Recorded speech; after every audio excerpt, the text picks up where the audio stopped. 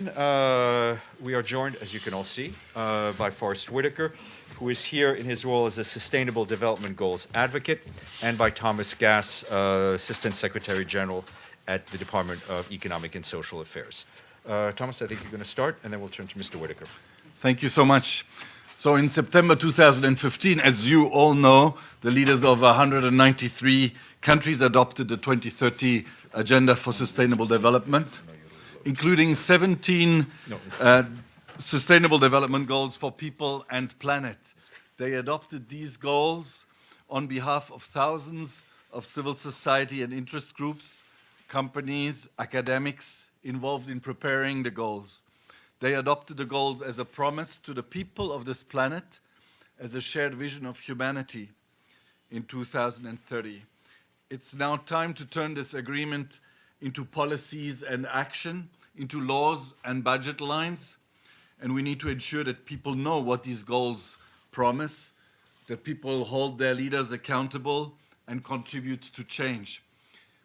In January 2016, the Secretary General, Mr. Ban Ki-moon, appointed 17 advocates to promote the Sustainable Development Goals, to help make them famous, to help explain. Forrest Whitaker is one of them. He's, of course, famous as a versatile performer and one of Hollywood's most accomplished figures. He has received many prestigious artistic distinctions, including the Academy Award for Best Actor for his portrayal of Ugandan dictator Idi Amin in The Last King of Scotland.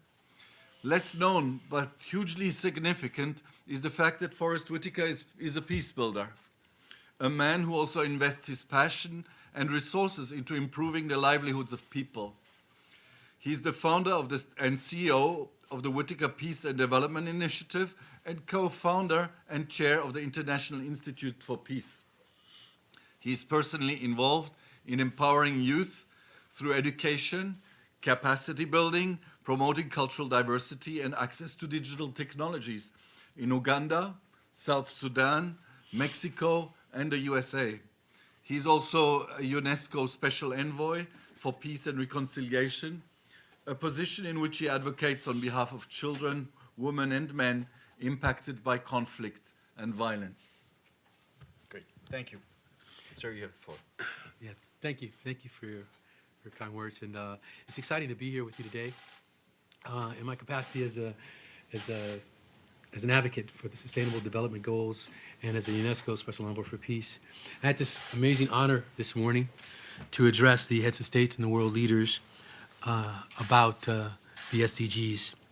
And I really had two primary messages that I was giving to this really distinguished group, and that was first for them to be able to advocate back home, their lawmakers and the other leaders in their countries, and to ensure that the benefits of these SDGs can touch everyone.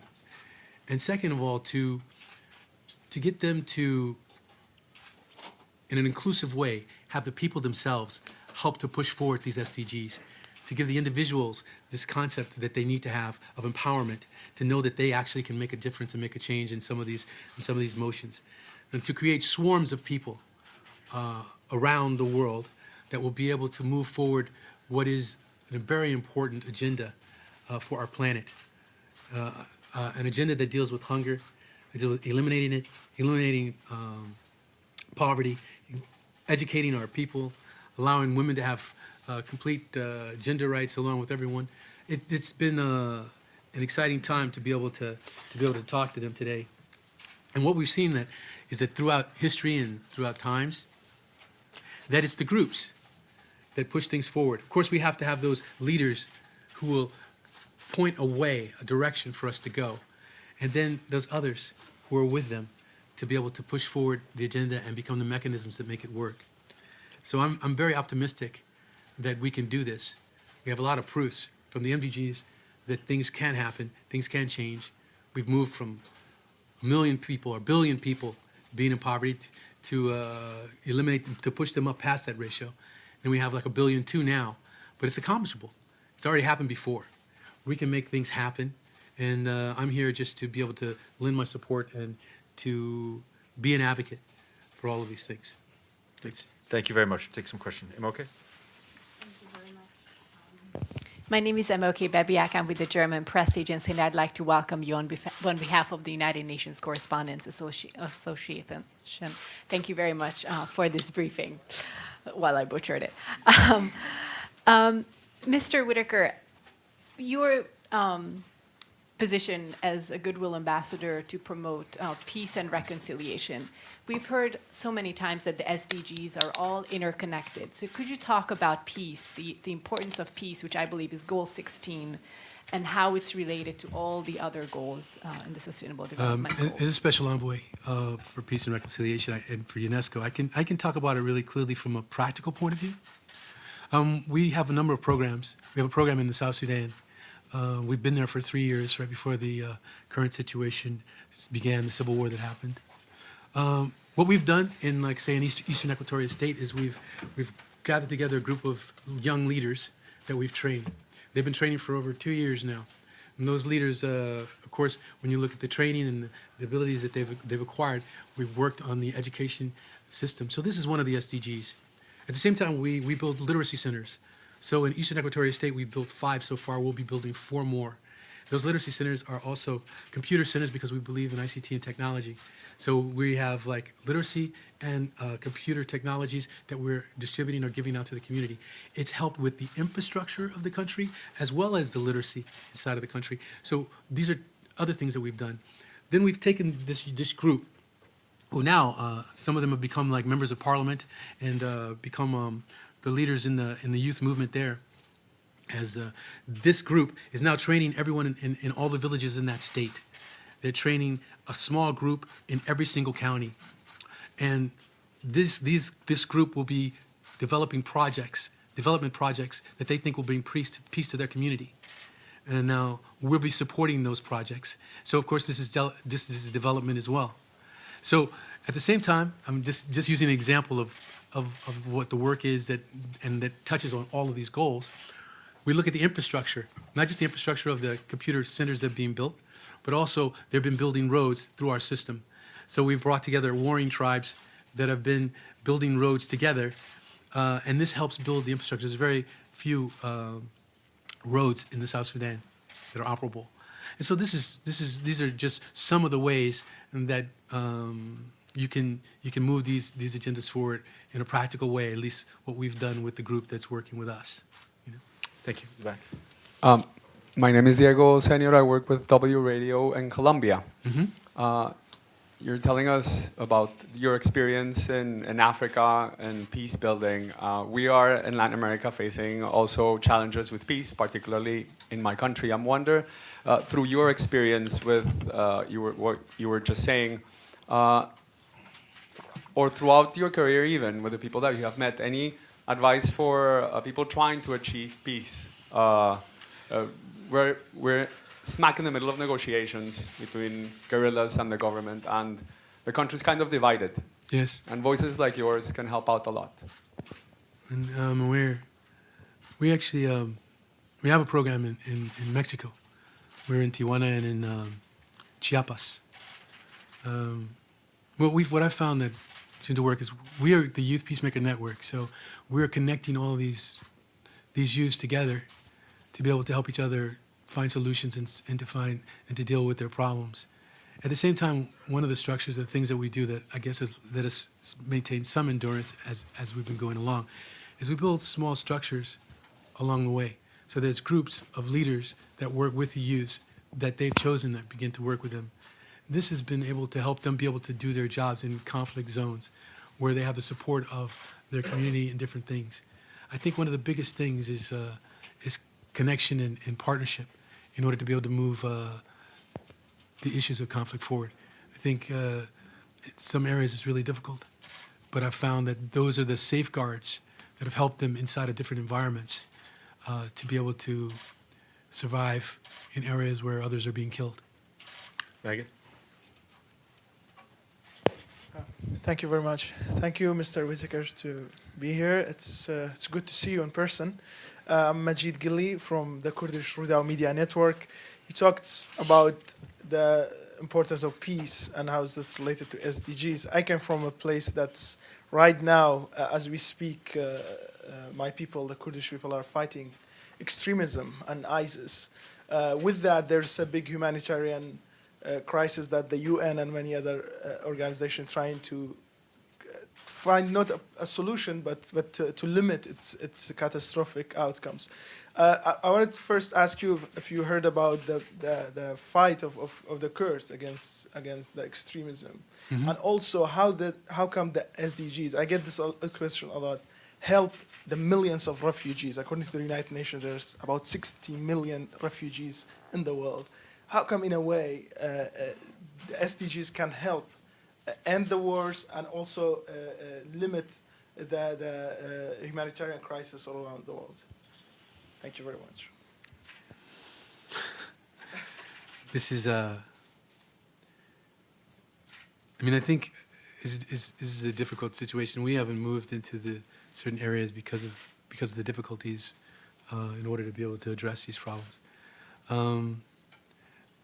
I can only speak from the practical levels of the way we've done things. I mean, you know, in this case, I think it has to deal with also with policy, as well as grassroots work, which is what we mainly do. Maybe you should try to address. I would say, and I mean, you're putting the really difficult problem in front, and this is what needs to happen. The response of the Sustainable Development Goals and of the 2030 Agenda, I think, is really expressing that interdependence between the nations. The fact that we can't just turn our back. It's not because, I mean, globalization is not just using a laptop that has been made in 30 countries or clothes that were made on the other side of the planet. Globalization is also being part of, is when where there is a crisis in a country, realizing that crisis is a crisis of the planet as a whole. And so in committing to leave no one behind, the Sustainable Development Goals commit to build resilience, commit to connect the development with the humanitarian aid, commit to build resilience of those that are furthest behind. This is one of the hardest tests of our commitment to the 2030 Agenda is precisely the humanitarian action, and that is why the Secretary General is convening this humanitarian conference in Istanbul soon, where these questions are going to be discussed and where we're going to try and get everybody around a new pledge to fund humanitarian aid. I mean, it's been something I've been trying to understand. You know, look, 80% of all humanitarian aid goes to conflict areas, so it's a big problem. And I've been trying to figure out how I would engage, you know, even. And so I can only talk, again, more practically.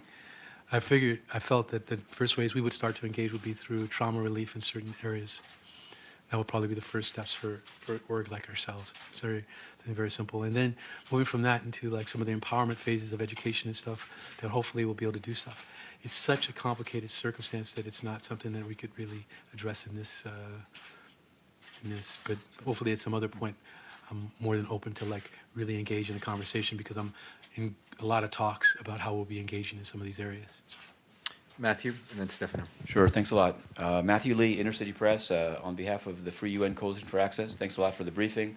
You mentioned South Sudan, so I wanted to ask you, as a person, I know you do a lot of work there, what do you think of what happened in Malakal in the protection of civilian camp? What do you think of the way in which, you know, the UN has set up camps, you know, much to the good, but obviously there are people that say that people, either government soldiers or in government uniforms, went in, killed people, burned all the houses down. How do you think the UN has reacted to that? And on the question of the SDGs, I wanted to ask you, many people are pointing at the Panama Papers and saying this is proof in some way that the money exists for development, it's just flowing in a system outside of the tax structure. Given that the UN itself was involved in a bribery and corruption scandal, which in fact intersects with the Panama Papers through Eng Lap Seng and South News, I wanted to know, as a UN promoter, are you aware of these indictments of the former PGA John Ash? What do you think of it? What should the UN do to sort of clean up its own brand as it goes out and brands the SDGs for the coming 15 years? Thanks a lot. It's been, in South Sudan, has been a lot of questions, even all the way back to the earlier UNDP head, as in regards to what was occurring there, whether we were aiding in certain situations. Certainly, and when you start to go in like IDP camps or not POC camps, and you start to talking about, and you see that some of the losses that are happening there. I don't want to make an indictment of anyone. I know, and I've worked with many workers, UN workers as well as other NGOs who are doing amazing work and would be considered a part of that conversation that you're talking about. So I have to be able to say that, you know, there's amazing positive things going on. It's very difficult. It's very difficult. A lot of workers have been killed. A lot of people have been lost, you know, because of this. A lot of people displaced, and some people have been tired, you know, to the point where they have to step away. So I think we have to look at this holistically, too, because it's a very complex. Even now, we're still waiting for Riek Machar to hopefully show up in Juba, you know. So it's one of those situations that has so many different layers of who it is, whether Salva Kiir, how he feels about it, whether or not we're bringing in a new police force, whether or not, you know, all of these things are going on. And I'm sorry that I can't address it completely, but I don't think we have enough time to do everything.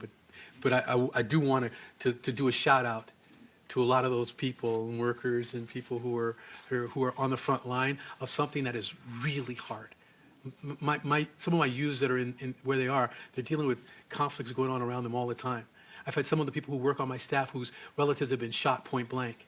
You know, people who have been, some of my youths who have been kidnapped and even tortured in this situation. So let's look at it and recognize that it's a really difficult situation that has to be dealt with, and understand that there are people, good people, working to try to make it happen, make it better. Sorry. Thank you. Want to do Panama? Maybe I can add to that. And I would say, Mr. Lee, one of the important accomplishments of the 25th of September last year is that we had 193 leaders of countries who pledged to their people.